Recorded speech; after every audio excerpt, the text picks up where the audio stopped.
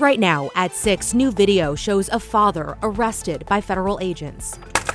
Hell, hold on. I'm getting out. What led to this moment and why his family says ICE has it wrong. Plus, a community lifeline for those hit hardest by a wildfire tearing through the gorge. Every single time I've put out something on Facebook, a need, somebody will respond. Then, in a new KGW investigation, traffic cameras shot out and a suspect with a strange claim. He made the comment, quote, "I bear that mark." The note police found and what investigators say he thought was his mission. And pushing pause on hundreds of layoffs as the governor calls lawmakers back to Salem to sort out what many called a funding failure.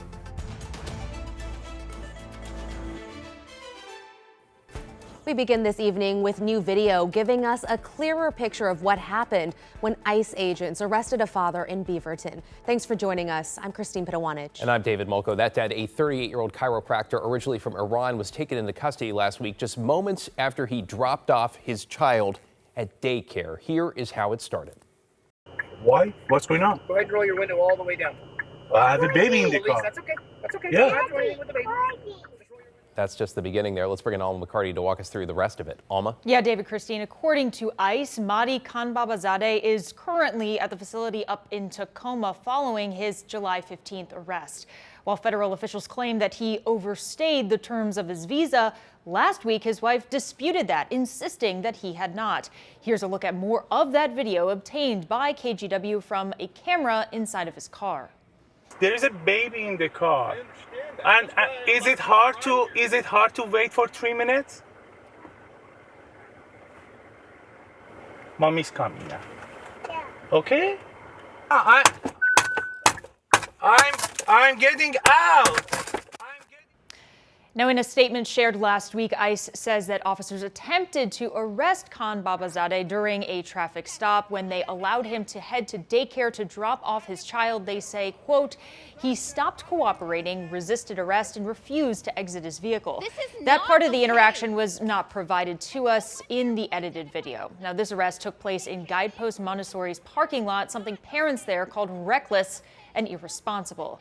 We reached out to his attorney but haven't yet heard back. We'll have more on this tonight at 11. David, Christine, back to you. Yeah, that video giving us more insight into what happened. Thank you, Alma.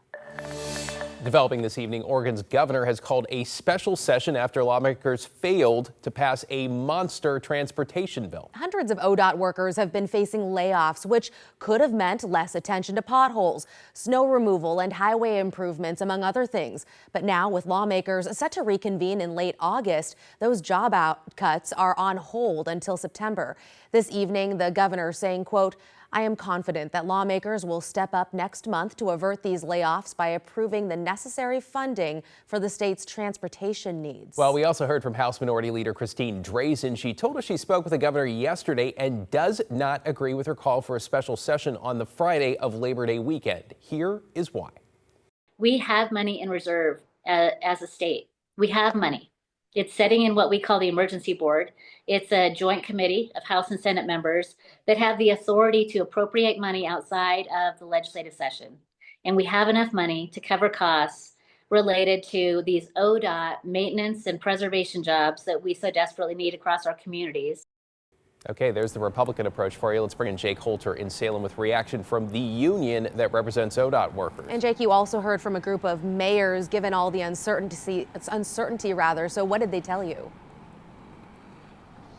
Well, Christine and David, I spoke with the legislative director of the League of Oregon Cities this afternoon, who tells me he is relieved, though not altogether surprised, that this special session was called. He hopes it breathes new life into transportation funding, adding that rural and coastal communities especially rely on ODOT teams who can sometimes act as critical first responders.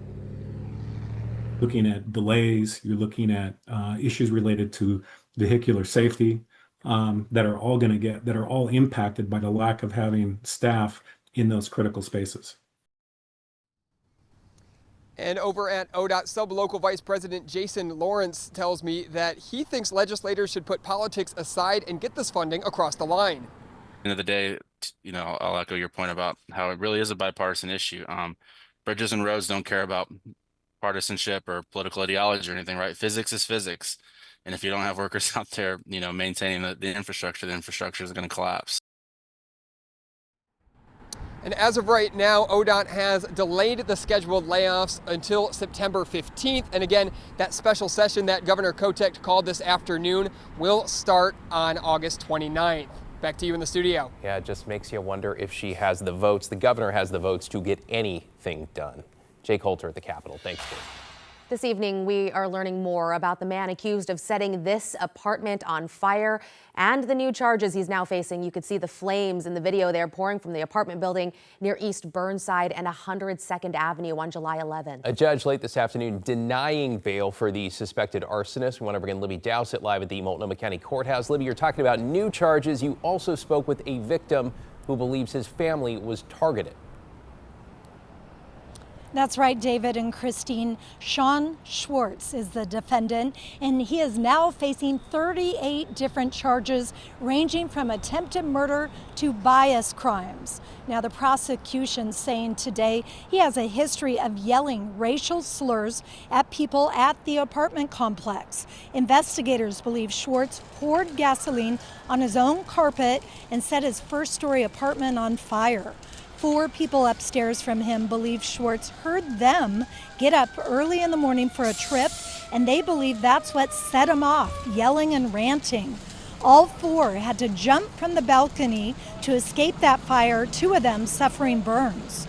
We just had a past with him of racial tension with him and just intimidation. And so, in my personal opinion, yeah, he was targeting us.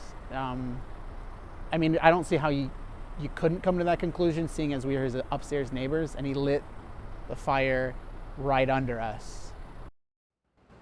That family, that is, has started a GoFundMe to try to recoup some of their losses. A detective says Schwartz told her that he had a fight with his girlfriend over the phone the night before the fire and then went to bed. The defense said Schwartz had no prior convictions. The judge said this was not a tough decision to decide to deny bail today. She said a detective testified that Schwartz is on video disposing of a gas can at a park near an apartment, and that helped make her decision for her. Now back to you, David, Christine. Libby Dowsett reporting live with that follow-up downtown. Thank you, Libby. Well, this evening we are continuing to keep a very close eye on the Berdo fire. It's burned nearly 11,000 acres on the Washington side of the gorge between Bingen and Lisle with zero containment. At least 14 homes and structures were destroyed. Evacuation orders still in place this evening with closures on several highways and recreation areas. Well, just a few miles away, a local watering hole has been turned into what you might call a lifeline. Devin Haskins has more from Bingen. The owners of this small restaurant and bar here in Bingen, Washington, also have family that have lost everything in the Berdo fire, so they understand the need. They've turned a portion of their dining area into a donation center to help those families impacted by the fire. Hi, this is Diane. At Murphy's Family Watering Hole, it's business as usual.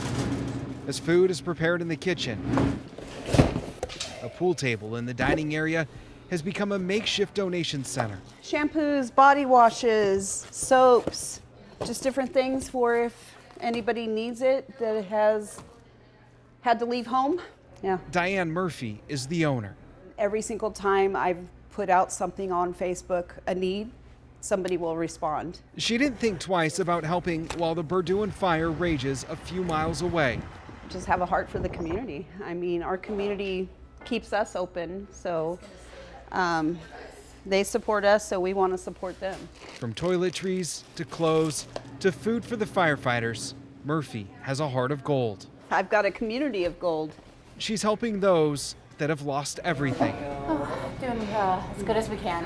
Katie and David Curran grabbed what they could on Friday, leaving their home behind. The next day, they watched from across the river as the fire crept closer. We watched the flames reach the back of the house, and once they started taking the pine trees in the backyard, she couldn't really stand to watch it go up. And minutes later, what was her grandparents' home and then became hers was gone. That's a house. Their home, the billowing black smoke you see here. And we just thank God every day that we had that 2 years of living there and making our own little memories. Memories they say they will make again with those that matter most. This is Ayrton. He's 6 months old. How about towels? Towels we can take. And helping everyone get through this, Oh man, okay. I Something know. silly like a simple basket. a small community that's caring for its own. I understand. You're welcome. When even the smallest of gestures can make a big impact. Yeah. Beyond the clothes and the basic necessities, Murphy is also helping feed the firefighters whenever they come in. She says even though she cannot afford to feed them, she also says she can't afford not to. In Bingen, Washington, I'm Devin Haskins, KGW News. Amazing to see people coming together in the darkest of times. There are 2 evacuation centers set up right now. The names, addresses are on your screen. Grace Baptist Church in White Salmon, Washington, and the Dalles Middle School on the Oregon side. The Red Cross is also on site to help people who need it.